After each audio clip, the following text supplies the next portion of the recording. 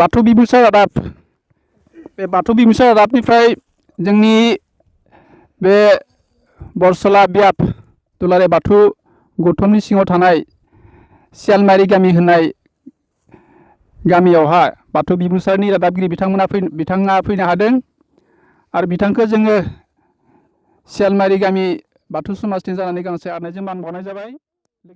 बे सियालमारि गामिनि बाथौ समाजनि जा मावखान्थि जा मावनो लानाय समाजनि आसार खान्थि आरो बिथांमोना ज' फैनानै सियालमारि गामिनि बाथौ समाजखौ दैदेननाय बेलायाव जाबायदि लोब गासिबो ज' जाजा ओंखारनानै माइ हानो होननानै बिथांमोना ओंखारबोदों बेखौ जों नुनानै गोजोननाय मोन्दों आरो बिथांमोननि थांखिया हयथ' जोबोद गुवार आरो गोजौ जानांगौ जायनि थाखाय बिथांमोना गासिबो गामिनि रायजो राजा लैहोर फैनानै बे दुब्लि फोथाराव नुस'मोनै नायस'हायै दुब्लि फोथाराव फैनानै माइ हादों। खुलुमबाय। गिबियावनो दिनै बाथौ बिबुंसार नोंथांमोना फैनानै जोंनि बे भिक्ट'रिया गामियावहा फैनानै नोंथांमोना जोंखौ गोमोर लाफैनायनि थाखाय नोंथांमोननिसिम रोजा रोजा साबायखर। बरसला बियाबनि सिङाव थानाय सियालमारि गामिनि जों बाथौसा समाज जोंनि सियालमारि गामिया गामि होनना बुंनो थाङोब्ला एसे गिदिर गामिमोन नाथाय दायो जों बाथौसा हिसाबै खम न'खर गासै 15 न'खरसो दं 15 16 इदि दङ। दायो जों बाथौसा जानाया बोसोरथाम जालांबाय बोसोरथाम। बे बोसोरथाम जों बेबायदिनो माइ हानायखौ जों बोसोरनि सिगाङावबो जों बिदिनो हादोंमोन नाथाय मानि थाखाय हादों जों माने बाथौआरिया जोंहा फोलेरा खम जोंहा थाखा फैसानि एसे आंखाल जायो। जोंनि समाजावहा मोनबा फोरबो दं। बे फोरबोनि थाखाय एसे खरसा जायो। बोसोराव मोनबा फोरबो जायो। मोनबा फोरबोआवबो माने खरसा नांगौ जायो।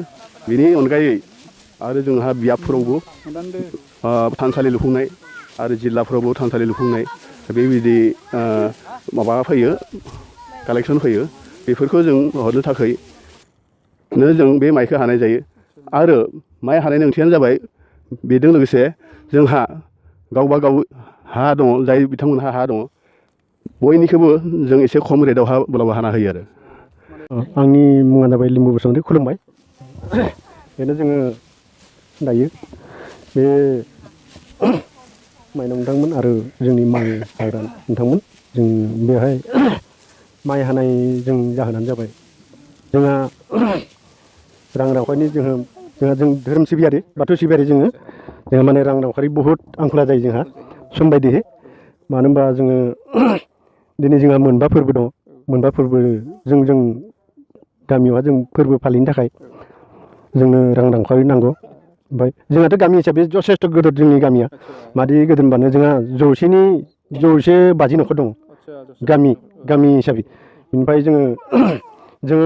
जों जिथु बाथौ सिबिदों जों बाथौआरि बिथांमोनाबो जोंखौ एसेबां माबा खालामा बेखायनो हायाखै।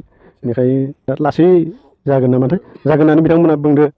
बेखायनो जोंबो माने आसा खालामदो जानांगौ। मानो होनबा जों गासै दुलाराय बाथौ गौथुमानो माने जाजोब्बाय नालाय दा बे जों गामिया बिदि थाबाय थानो हाया सानसे बेलायाव जानांगौ होननानै बिथांमोनाबो रायज्लायहोदों माने जासिगोन आरो बिथांमोना दा जों गोदोहा जोङो बैष्णब धोरोम फालिदोंमोन। दा बैष्णब धोरोम फालिनानै दायो बिथांमोना एंगारथ'नो हायाखै माने नामघर दङ। दा बेखायनो जों बाय उसुबिदा जादों। सिमबो आंनि मुङा दिबि बसुमतारी। दिनै जोंहा बरसला बियाब सिङाव थानाय खेलमारि गामिनि जों जौगा आफाद जानानै जों बयबो खौसे जानानै जोङो दिनै बे माइखौ हादों। जों मानोना हादों जों बेखौ जोंहा दिनै मालाबा समावहा जोंहा ओरै जाबोयो थाखा फैसानि गोनांथि जाना फैयो। जाना फैनो थाखाय जों बेफोर माइखौ हानाय जादों आरो बाथौ धोरोमनि आसार खान्थि नेमजों जों सिबिलांगोन होननानै जोंबो सानना लादों आरो जोङो दिनै गामिनि गथ' गथाय फरायसाफोरखौबो जों मोजाङै मोजां जौगाहोनो हागोन होननानै जोङो गोसोखौ जों सानना लानाय जादों। आंनि मुङा रश्मि बर'।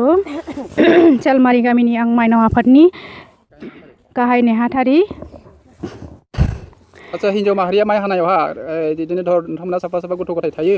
गथ' गथायखौ गारनानै दिनै माइ हानो फैनो गोनां जादों। बे बेलायाव नोंथांमोना उसुबिदा जायोना जाया? असुबिदा जादोंब्लाबो जोङो माने समाजखौ जौगालांनो थाखाय दैदेनलांनो थाखाय जोङो गथ'फोरखौ नागारनानैबाबो माइ हानो ओंखारदों। बेनि थाखाय जों जेबो असुबिदा मोनाखै। मुस्रि महेश हाज'वारि आं बरसला बियाबनि सिङाव थानाय सियालमारि गामिनि सासे बाथौ सिबियारि जोंनि गामिया जाबाय सियालमारि आरो जों जोबोद गोजोननाय मोनदों जों दिनै आं गावहा मोनसे अट' दं टेम्पु गारि दं आं बे टेम्पु गारिखौ जोंनि बाथौ समाजारिफ्रा ज' माइ हानो लोब्बा फैनायखाय आंबो टेम्पुखौ दाहालासे दिनै दोनथ'लायदों आं माने एसेबां मोजां मोनदों जोंनि रायजोनि थाखाय माने आं दिनै 18 सान जाबाय आं दिनै अट' गारिखौ सलायाखै माइ हानाया आं माने 18 सान दोनथ'नायनिब्लाबो आं जोंनि बाथौ समाजजों आं माइ होफानो लागै माने हानो लागै फैफादों आरो जेनेबा जोबोद गोजोननाय मोनदों आं आरो जों गोजोननाय माने आरो जोंनि गामियावबो जों गासैखौबो नुनानै जोंनि बाथौ समाजारि मानसिफोरखौ जों गासै मंगलबार नुनानै आं बिराद जोबोर गोजोननाय मोनो आं मंगलबारावबो माने गारिखौ सालायनो बायो आं माने बावनाय थिनाय बहुद माने गोजोननाय आरो आंनि मिसेसाबो माने आं बावनो हायाब्लाबो बियो बावो बिराद बिथाङा सैथो बायदि बावो आंबो बिदिनो सैथो सानना लायो बेबायदिनो आं दिनै बिराद गोजोननाय मोनदों आरो गावखौनो बाथौ बिबुंसार दिनै नोंथांमोना फैनानै जोंनि गेजेराव फैनानै जों माइ हाबाय थानाय समावहा फैनानै जोंनि गेजेरावहाय जाबादि जों मालाबाबो मोनफेराखैमोन नोंथांमोना फैनानै जोंखौ हेफाजाब होनाय आरो जों मा मावदों मा मावाखै बेखौ माने सुलु लाफैनायनि थाखाय नोंथांमोना सुलु होफैनायनि थाखाय नोंथांमोना जोंखौ फैनानै हेफाजाब होनायनि थाखाय माबा बुथुमनायनि थाखाय जों बेनि थाखाय नोंथांमोननि बाथौ बिबुंसार नोंथांमोनखौ जों सियालमारि गामिनि बाथौ समाजनिफ्राय जानानै नोंथांमोनखौ जों रोजा रोजा साबायखर बावनाय थाबाय बे समावहाय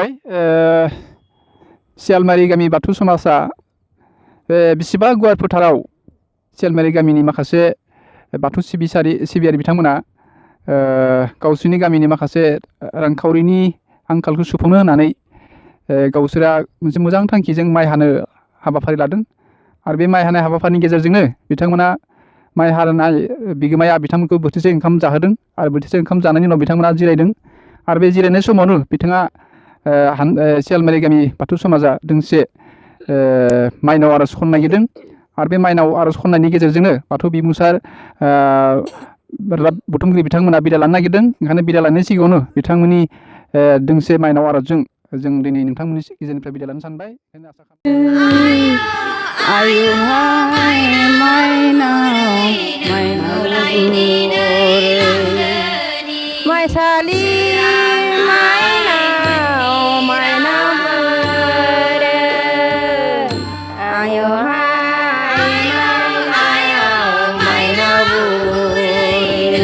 साबायखर जोबोद साबायखर थाबाय सियालमारि गामि बाथौ समाजनि बे बाथौ रादाबनि गेजेरजों दोंसे माइनाव आर'ज खन्नानै होनायनि थाखाय आरो नोंथां